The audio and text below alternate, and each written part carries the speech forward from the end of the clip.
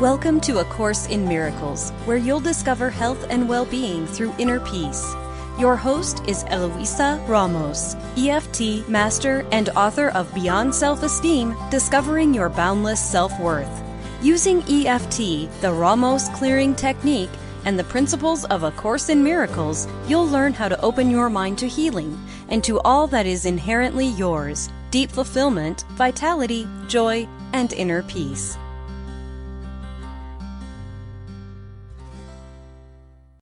Welcome to today's program. Is freedom from fear possible? Is it healing? The continuation of the study of Chapter 2 of A Course in Miracles. My name is Eloisa Ramos, and I am very happy to be with you, exploring issues of health and healing with the guidance of the teachings of A Course in Miracles.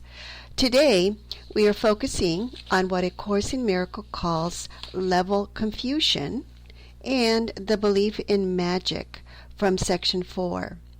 These are important ideas to understand.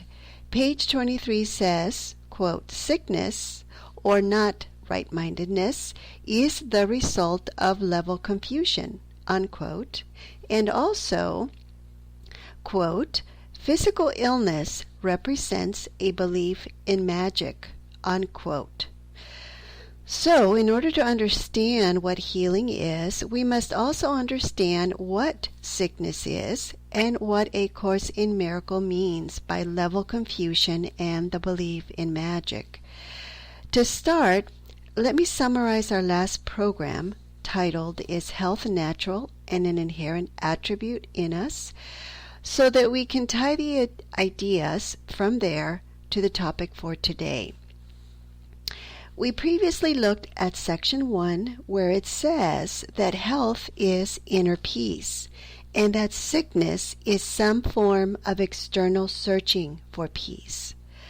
We also saw that the one problem of separation was at the root of our lack of peace, conflict, or energy disturbance, and that accepting the atonement, which entails the practice of forgiveness, allows us to recognize that the separation never occurred, and therefore come to realize that we cannot be anything but whole, divine, and perfect as we were created.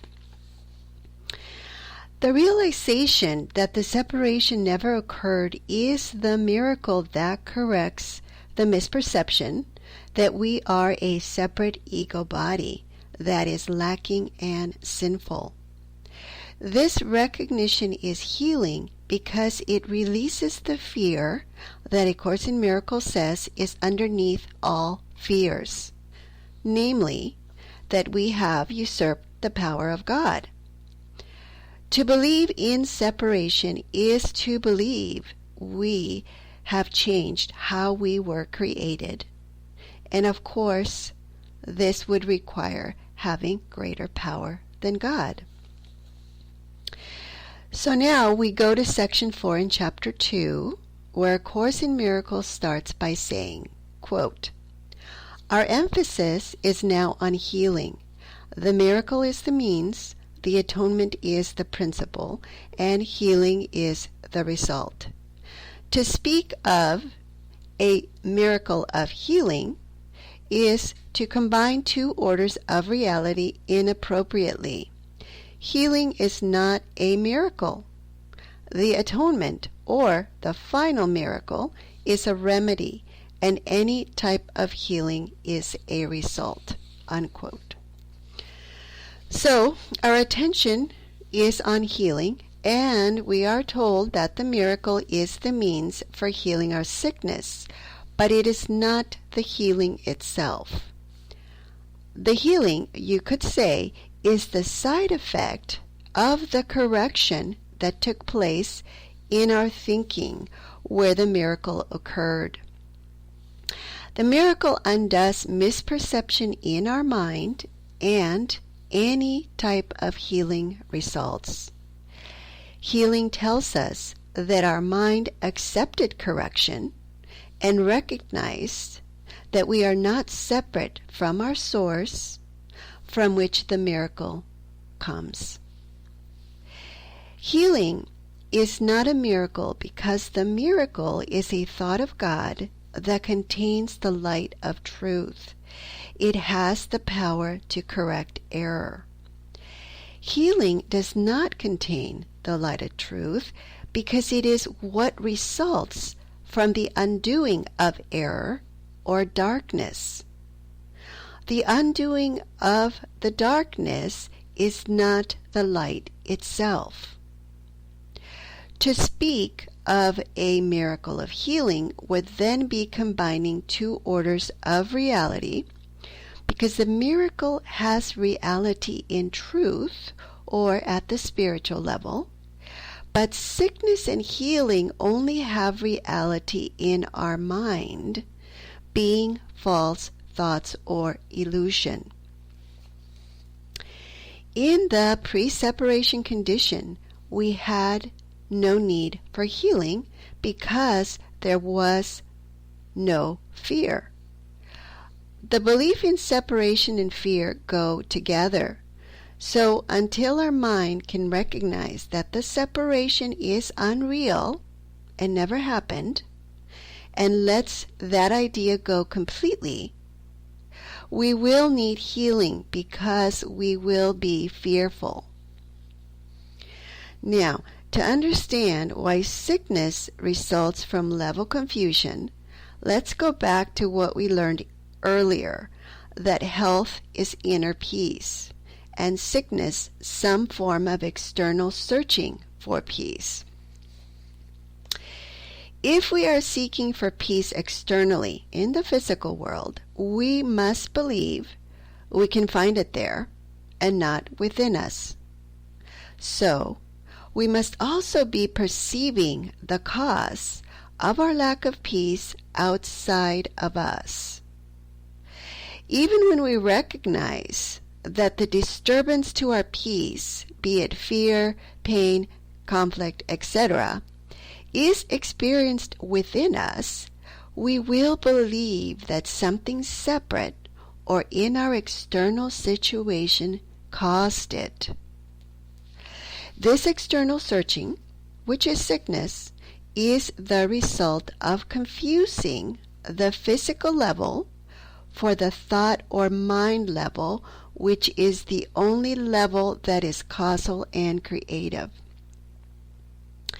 It is level confusion to search externally because the cause of our lack of peace is misperception, and this error can only occur within us at the thought level.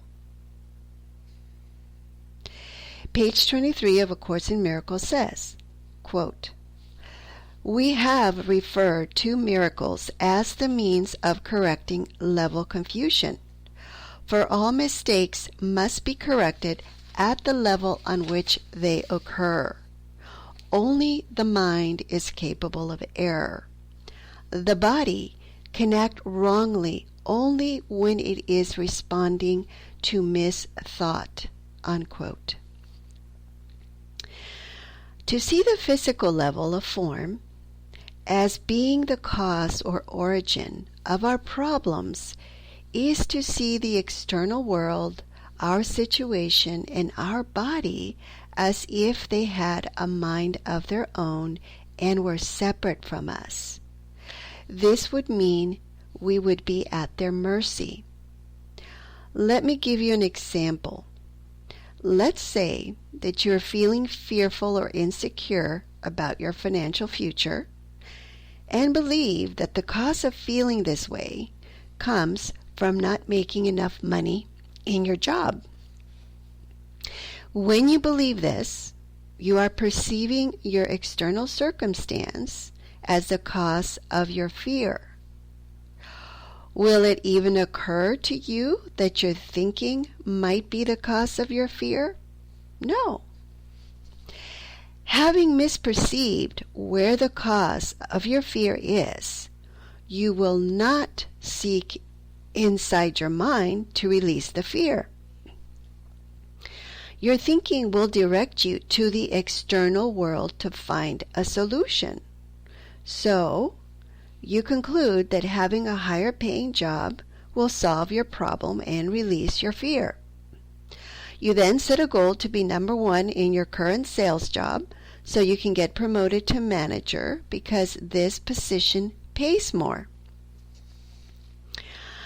This is level confusion and will not release your fear nor bring you peace.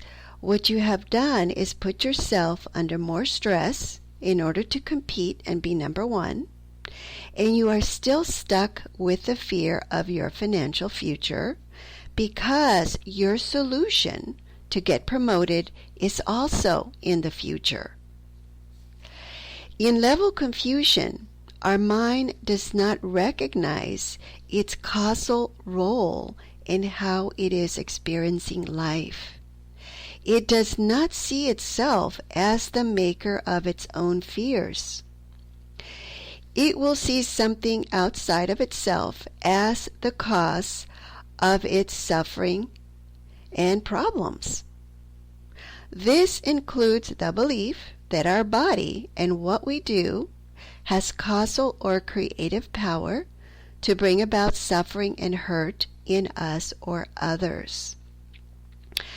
We come to perceive the body as if it has a mind of its own and is separate from us. Here is another example. My son had been borrowing my daughter's mini trampoline to exercise, and the other day while he was using it, some of the springs broke. He felt guilty and did not say anything to his sister, but told me. He was afraid that what he did, breaking her property, would cause his sister to get angry. The level confusion here can be very hard to see since we have all learned some version of it growing up. Maybe you can recall hearing something like, "If you do that, you will make me very angry."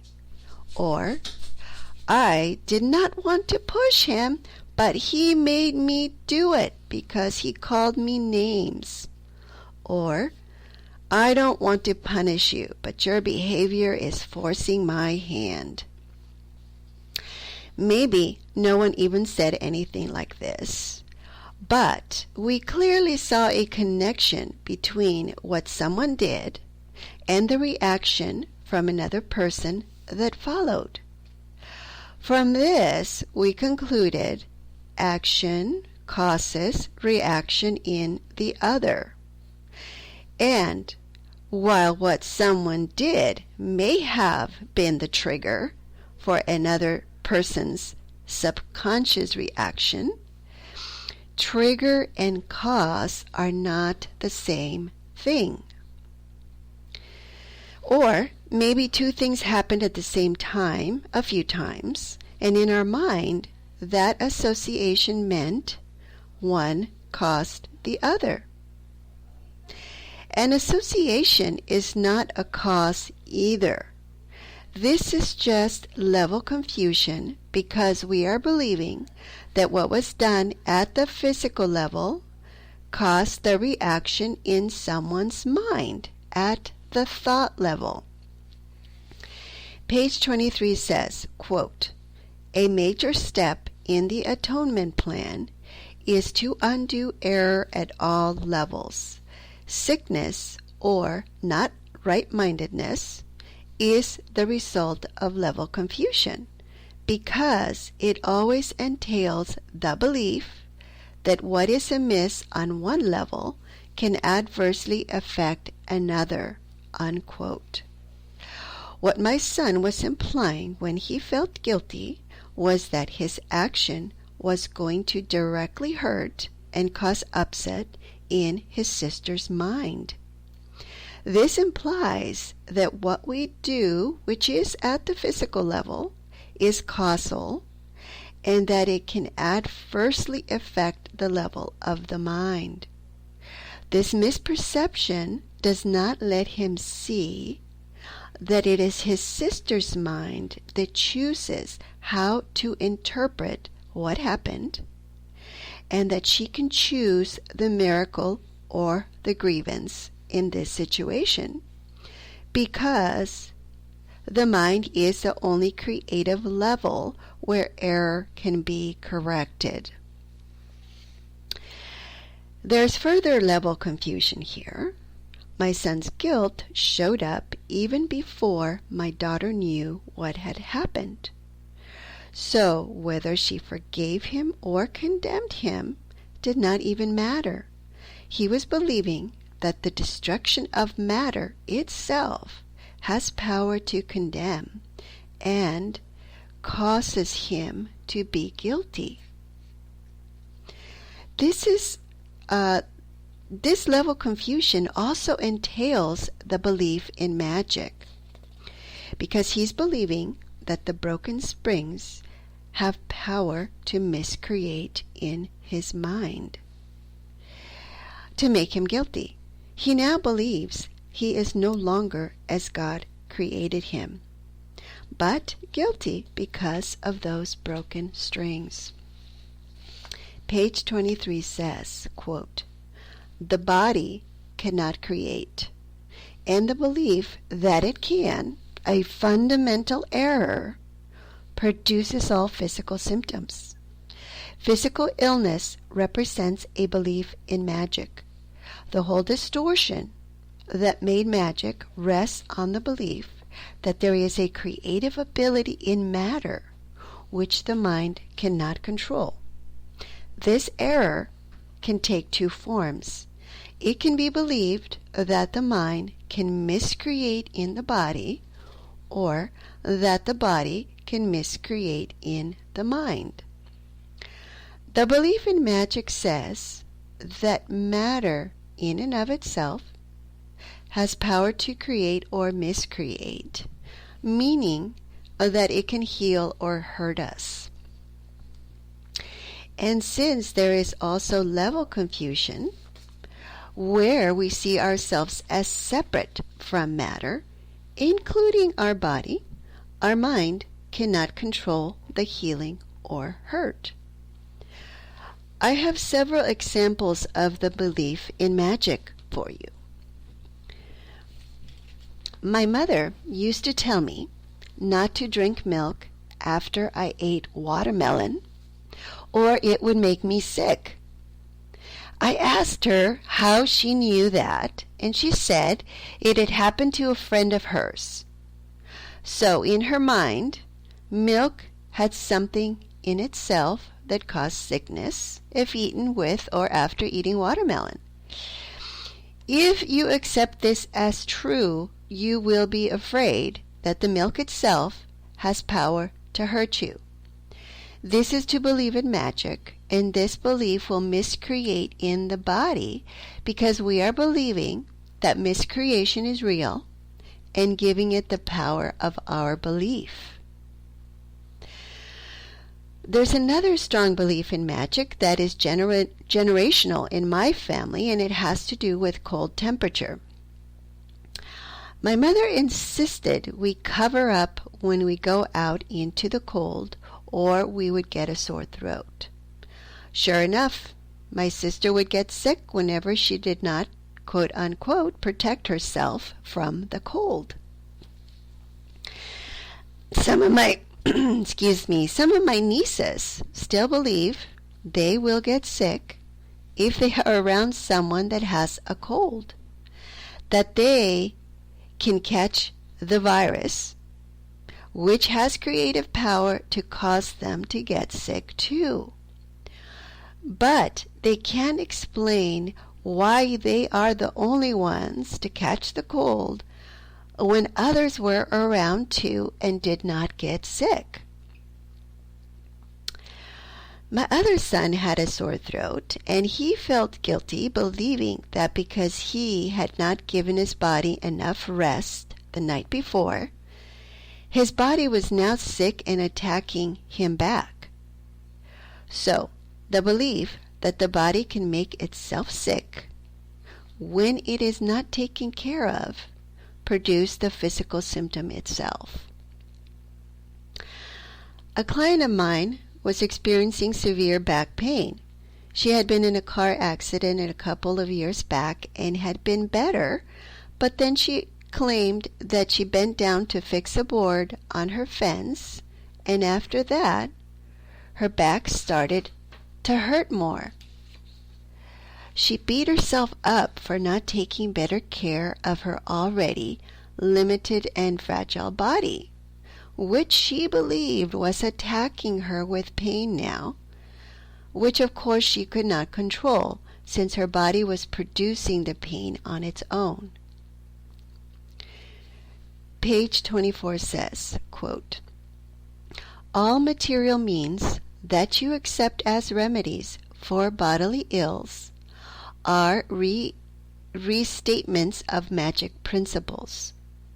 This is the first step in believing that the body makes its own illness.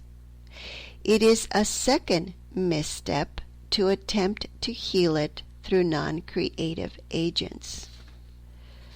So, if we assign creative power to matter, it is not different if we believe the substance will benefit us instead of hurt us.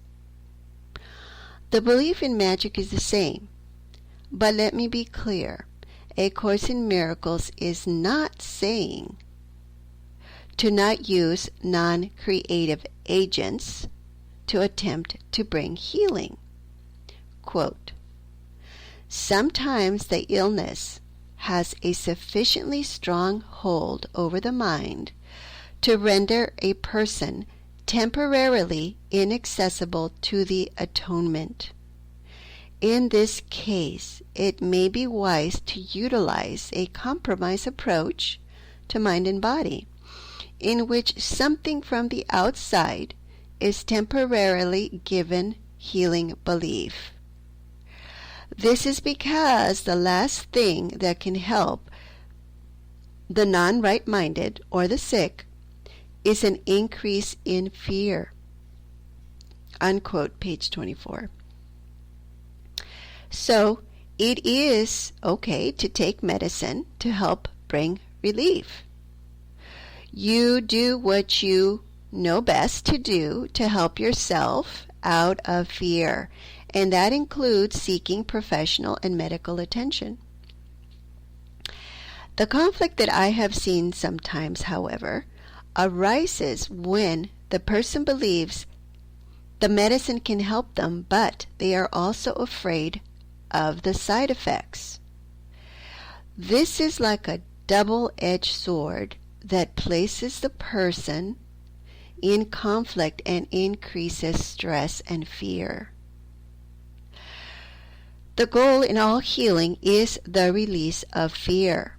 So, if you need to take medication to heal or feel safe, release the fears around taking it so you can trust that it will help you in your situation. Page 25 says, quote, "Magic is the mindless or the miscreative use of mind. Physical medications are forms of quote-unquote spells. But if you are afraid to use the mind to heal, you should not attempt to do so. The very fact that you are afraid makes your mind vulnerable to miscreation." Again, our primary task is to release our fears, because they miscreate in our mind. However, we may now be afraid of our thoughts and mind because they can miscreate. But please keep in mind that all miscreation is not real, and that whenever we experience fear, it is precisely because we are believing in something that is unreal. And so, all that fear tells us is that it is time to forgive our misperception, that is bringing up the fear, and let it go. Because in truth, that misperception is not real anyway and has no power to hurt us. A Course in Miracles summarizes its teachings in the preface this way, quote, "Nothing real can be threatened.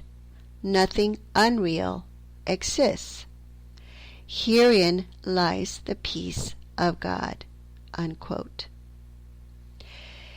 In recognizing that our miscreations are unreal, we are recognizing our true reality as we were created, and this cannot be threatened.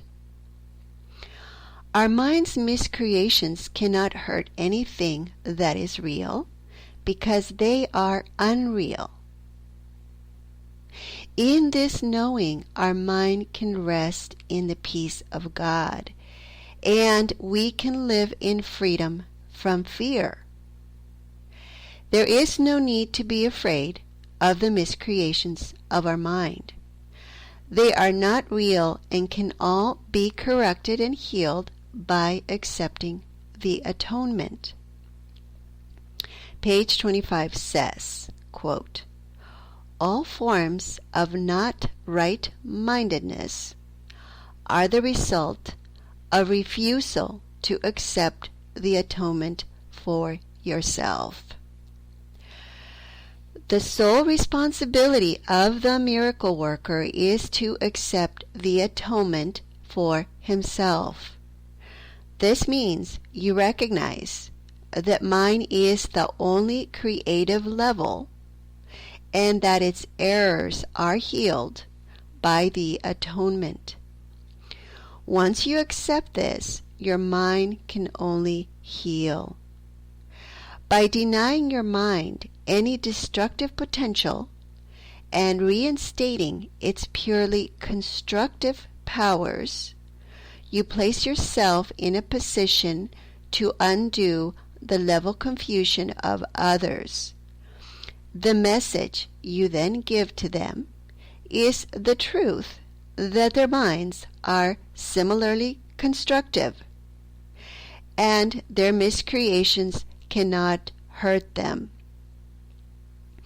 By affirming this, you release the mind from over-evaluating its own learning device and restore the mind to its true position as the learner, unquote.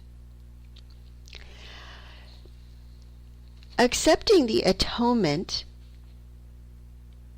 is critical, and for me, this means that I recognize that the mind is the only creative level, and that if I am afraid, it is because I am misperceiving in error, believing that I have changed myself into something that is weak and vulnerable.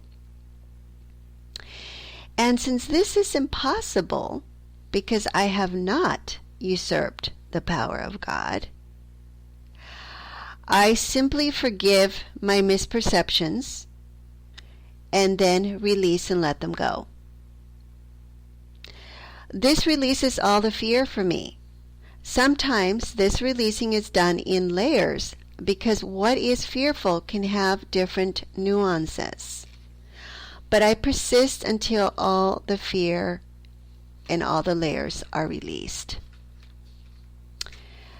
I will be putting this process that I use now for releasing fear on a flowchart on my website, and I will let you know when I have it up. Perhaps this can be helpful to you. And it may even replace the Ramos clearing technique, which does require muscle testing and is more complicated. So with this, I would like to conclude this program. My name is Eloisa Ramos, and I thank you for joining me. And until next time, blessings to everyone. For more information about EFT, muscle testing, working with Eloisa, and to download a free version of the Ramos clearing technique, visit www.healingwitheft.com.